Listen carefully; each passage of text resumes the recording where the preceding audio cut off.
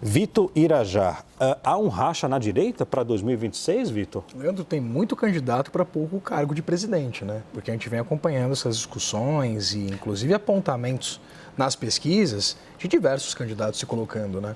Inclusive, como comentei anteriormente, né, tem Ronaldo Caiado, temos a possibilidade, pelo menos um flerte de alguns partidos, inclusive com Tarcísio de Freitas, apesar do desejo de Gilberto Kassab, que é secretário de governo aqui no estado de São Paulo, que ele cumpra 8 anos como governador.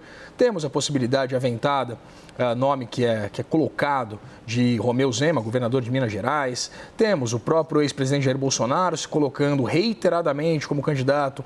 Possibilidade de, quem sabe, um de seus filhos, como Eduardo Bolsonaro, por exemplo, assumir esse posto deixado pelo pai, dado o cenário de inelegibilidade. Portanto, a gente vê exatamente uma miríade de candidatos, de pré-candidatos a esse posto, de herdeiros, inclusive, de votos e de um contingente eleitoral muito significativo de Jair Bolsonaro, e que o próprio ex-presidente, como disse agora em entrevista a você, né, Leandro, mostra-se muito reticente em decretar-se, em assumir-se minimamente fora do jogo político, né? Não quer assumir que não será candidato dado esse cenário, acreditando, é evidente, que conseguirá reverter essa inelegibilidade em alguma instância jurídica.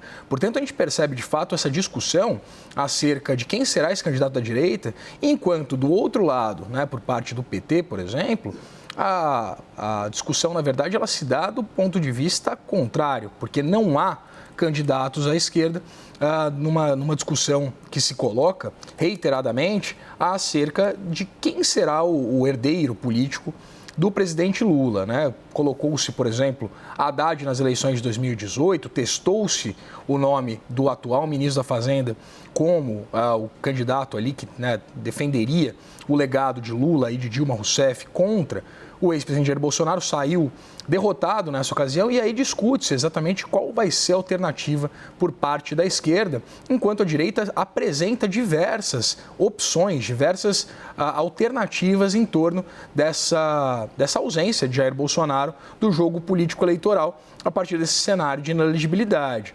Mas a gente vê de fato que há, é evidente, uma resistência por parte da população a esse ingresso de Gustavo Lima, por exemplo, na política, exatamente porque ele não foi testado, não há qualquer tipo de embasamento ou de leitura por parte da população sobre o que o cantor agregaria ao debate público em termos de política pública.